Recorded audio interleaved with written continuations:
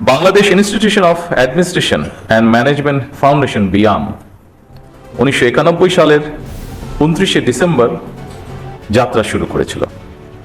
2002 সালের নভেম্বর মাসে এটি বিয়াম ফাউন্ডেশনে রূপান্তরিত হয়।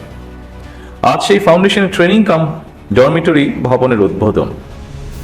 বিয়ামের প্রতিষ্ঠা থেকে শুরু করে আজ পর্যন্ত অগ্রযাত্রার দিন তারিখগুলো প্রমাণ করে দেশ এবং জনগণের স্বার্থে বিএনপি সরকার বরাবরই একটি সুদক্ষ এবং প্রশিক্ষিত জনপ্রশাসন দেখতে চেয়েছে এবং দেখতে চায় ভবিষ্যতে। সুতরাং আজ বিএম ফাউন্ডেশনের ট্রেনিং কাম ডরমিটরি ভবনের ভিত্তিপ্রস্তর স্থাপন কেবল একটি ভবনের ভিত্তিপ্রস্তর স্থাপনই নয়, বরং এটি প্রশাসনিক সক্ষমতা উন্নয়ন, প্রশাসনিক নেতৃত্ব গঠন এবং মানব সম্পদ বিকাশের একটি দীর্ঘমেয়াদী রাষ্ট্রীয় অঙ্গীকারেরই প্রতিফলন।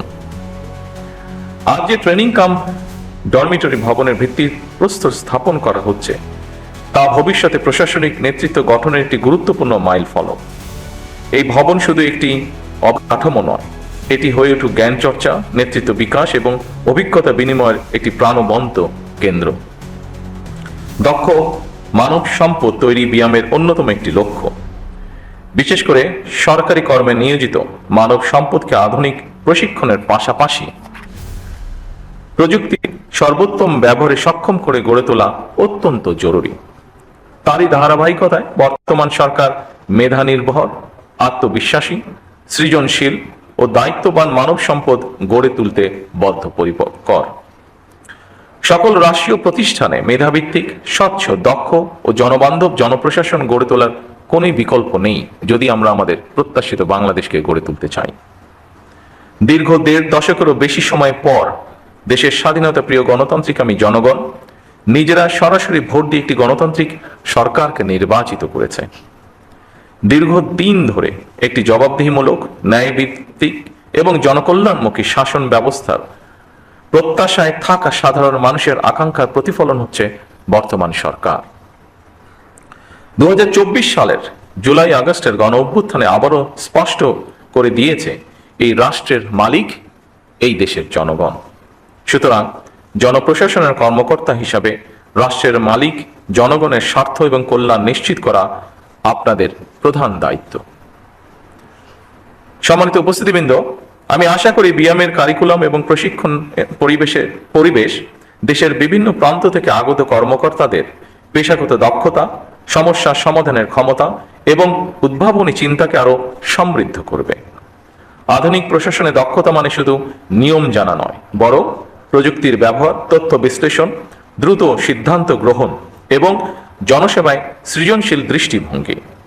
এবং সেই লক্ষ্যেই বর্তমান সরকার প্রশিক্ষণ ব্যবস্থাকে আরো আধুনিক ও ফলাফলমুখী করার উপর গুরুত্ব দিয়েছে। মৌলিক প্রশিক্ষণের পাশাপাশি উন্নত কোর্স, গবেষণা এবং নীতি নির্ধারণমূলক শিক্ষার সুযোগ বৃদ্ধি করার চেষ্টা করা হচ্ছে। ফ্যাসিবাদী শাসনামলে আপনারা যথাযথভাবে সেই দায়িত্ব পালন করতে পেরেছিলেন কিনা পালন করতে সক্ষম হয়েছিলেন কিনা, এই মুহূর্তে সেই প্রশ্ন না তুলে আমি আপনাদেরকে এই মুহূর্তে বর্তমান গণতান্ত্রিক সরকারের পক্ষ থেকে একটি বার্তা দিতে চাই, এবং তা হলো দেশ এবং জনগণের কাছে আমাদের যেই প্রতিশ্রুতি দিয়ে এসেছি আমরা, এসব স্রেফ রাজনৈতিক প্রতিশ্রুতি নয়, বরং জনগণের সঙ্গে করা আমাদের চুক্তি। জনগণ আমাদের ইশতেহারের পক্ষে রায় দিয়েছে। সুতরাং বর্তমান গণতান্ত্রিক সরকার নির্বাচনী ইশতেহার এবং জনগণের সামনে স্বাক্ষরিত জুলাই সনদের প্রতিটি দফা, প্রতিটি অঙ্গীকার অক্ষরে অক্ষরে বাস্তবায়ন করতে সরকার বদ্ধপরিকর।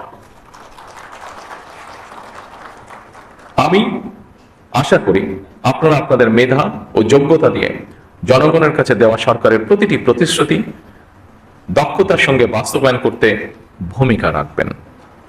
জনগণ আমাদের উপর যে আস্থা রেখেছে সেই আস্থার মর্যাদা রক্ষা করতে হলে প্রতিটি ক্ষেত্রে স্বচ্ছতা, জবাবদিহিতা এবং নৈতিকতার দৃঢ় চর্চা নিশ্চিত করা প্রয়োজন।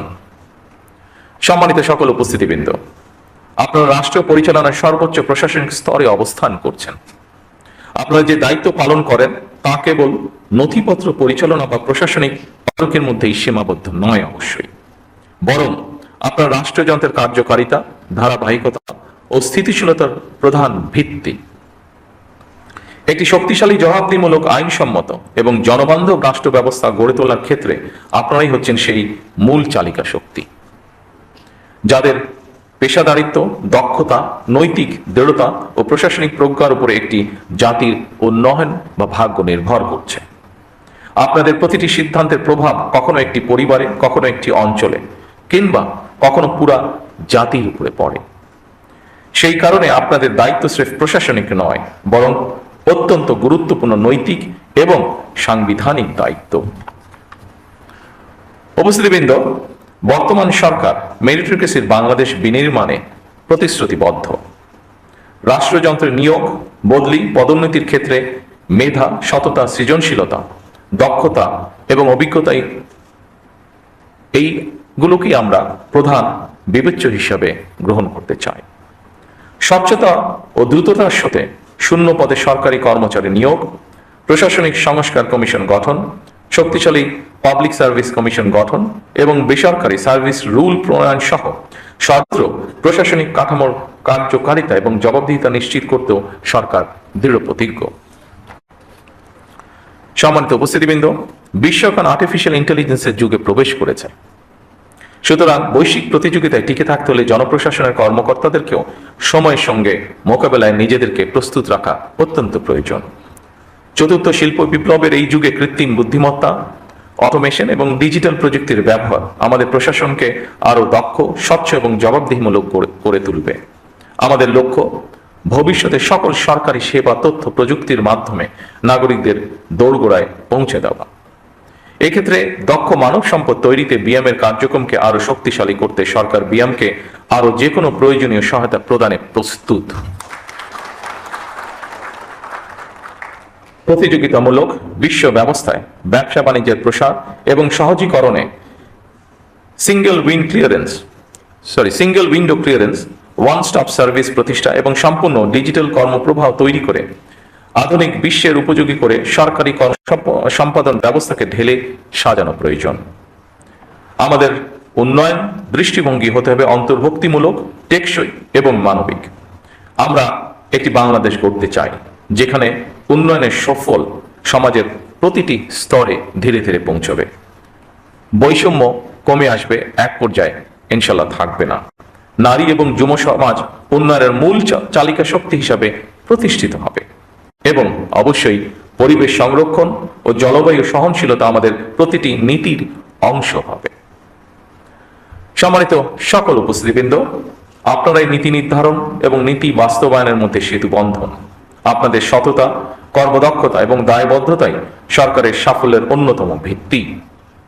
আপনাদের প্রতি আমার আহ্বান, নিজেদেরকে শুধু প্রশাসনিক কর্মকর্তা হিসেবে নয়, বরং জনগণের সেবক এবং বন্ধু হিসাবে ভাবুন।